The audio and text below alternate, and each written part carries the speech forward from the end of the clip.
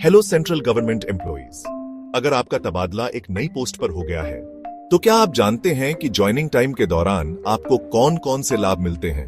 चलिए 27 मार्च 2015 की DOPT अधिसूचना को समझते हैं और आपके अधिकारों को चरणबद्ध तरीके से समझते हैं।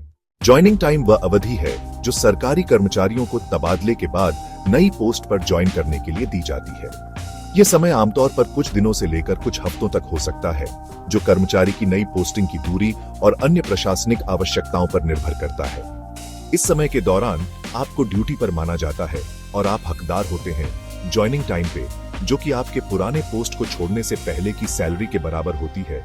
इसमें आपकी बेसिक सैलरी शामिल होती है, महंगाई भत्ता DA, जो कि आपके जीवन यापन की लागत को कवर करने के लिए दिया जाता है, और प्रतिपूरक भत्ते जैसे सिटी कॉम्पेंसेटरी अलाउंस CCA, जो कि शहर में रहने की अतिरिक्त लागत को कवर करता है, और हाउस रेंट अलाउंस HRA, जो कि आपके किराए के खर्चों को कवर करता है, जो आपके पिछले पोस्टिंग पर आधारित होते हैं।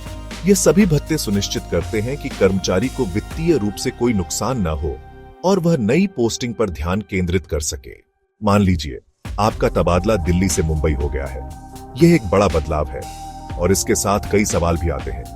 दिल्ली में आपकी सैलरी 60,000 रुपये थी, जिसमें 10,000 रुपये HRA और 2,000 रुपये CCA शामिल थे। यह सैलरी आपके जीवन स्तर को बनाए रखने के लिए थी। ज्वाइनिंग टाइम के दौरान आपकी सैलरी 60,000 रुपये ही रहेगी और आपको दिल्ली के अनुसार HRA और CCA मिलते रहेंगे। इसका मतलब है कि आपके पास वही वित्तीय सुरक्षा होगी। हालांकि कन्वेंस अलाउंस और परमानेंट ट्रैवलिंग अलाउंस जैसे भत्ते ज्वाइनिंग टाइम पे में शामिल नहीं होते। यह भत्ते केवल स्थायी स्थानांतरण के बाद ही लागू होते हैं, इसलिए आपको अपने खर्चों को ध्यान में रखना होगा।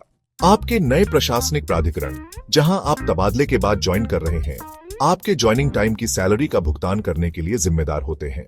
यह नियम सुनिश्चित करता है स्थानांतरण अवधि के दौरान वित्तीय स्थिरता, ताकि आप अपने खर्चों को बिना किसी चिंता के पूरा कर सकें। सैलरी या भत्तों में कोई रुकावट नहीं, जिससे आपके जीवन की गुणवत्ता बनी रहती है, और उचित मुआवजा, क्योंकि आप ड्यूटी पर बने रहते हैं।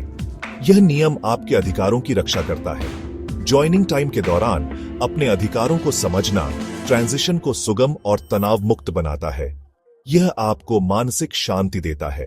अगर इस वीडियो ने आपकी मदद की है तो कृपया इसे लाइक करें, शेयर करें और हमारे चैनल को सब्सक्राइब करें, ताकि आप और भी महत्वपूर्ण जानकारी प्राप्त कर सकें। सरकारी कर्मचारी लाभों पर और अधिक जानकारी के लिए हमारे अन्य वीडियो भी देखें।